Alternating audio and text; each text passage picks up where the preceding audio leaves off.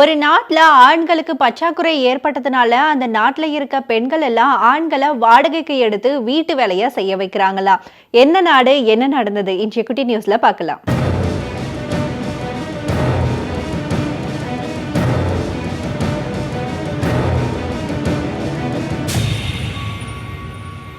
கிழக்கு ஐரோப்பிய நாடான லாட்வியாவில் ஆண்களுக்கு பற்றாக்குறை ஏற்பட்டிருக்கு. அந்த நாட்டில் ஆண்களை விட பெண்கள் தான் அதிகமா இருக்காங்க. ஆண்களை விட 15.5% பெண்கள் அதிகமா இருக்காங்க. இதனால நிறைய பெண்களுக்கு திருமணம் நடைபெறல.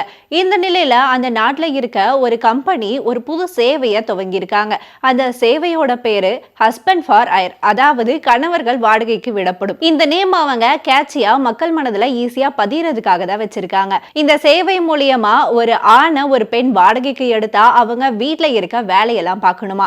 நம்ம ஊர்ல நம்ம வீட்டுல இருக்க சில கஷ்டமான வேலையெல்லாம் நம்ம வீட்டுல இருக்க அப்பா தான் பார்ப்பாங்க. எக்ஸாம்பிளுக்கு சிலிண்டர் எடுத்துட்டு வர்றது, தண்ணி கேன் தூக்கிட்டு வர்றது, அரிசி மூட்டை எடுத்துட்டு வர்றது போன்ற இந்த கஷ்டமான வேலைகள் எல்லாமே ஹஸ்பண்ட் தான் பார்ப்பாங்க. இந்த மாதிரியான வேலைகள் எல்லாம் அந்த நாட்டுல இருக்க பெண்களால பார்க்க முடியாதுன்றதுனால ஒரு ஆணை வாடகைக்கு எடுப்பாங்களா. அவங்கள இந்த மாதிரியான வேலைகள் எல்லாமே செய்ய வைக்கிறாங்க.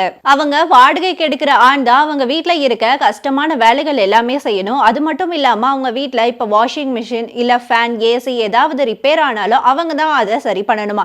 இதுக்கான காசை மட்டும் அந்த பெண்கள் கொடுத்துருவாங்க. இது இப்ப அந்த நாட்டுல பயங்கர ட்ரெண்டா போயிட்டு இருக்கு. இதுக்காக அவங்க ஆன்லைன்ல கூட அப்ளை பண்ணலாம். இப்ப நாளைக்கு அவங்களுக்கு ஒரு ஆண் அவங்க வீட்டு வேலை செய்யறதுக்கு வேணும்னா அவங்க முன்னாடி நாளே இதுக்காக ஆன்லைன்ல அப்ளை பண்ணிடுவாங்களாம். இப்படி பண்ணிட்டா அடுத்த நாள் அந்த ஆண் அவங்க வீடு தேடி போய் அவங்க சொல்ற எல்லா வேலையும் செஞ்சுட்டு அதுக்கான காசையும் வாங்கிட்டு போயிடுவாங்க. இது அந்த நாட்டுல மட்டும் இல்ல, இதுக்கு முன்னாடி பிரிட்டன்லயுமே இந்த மாதிரி நடந்திருக்கு. 2022ஆம் ஆண்டுல பிரிட்டன்ல ஒரு பெண் தனிமையில வாழ்ந்துட்டு வந்திருக்காங்க.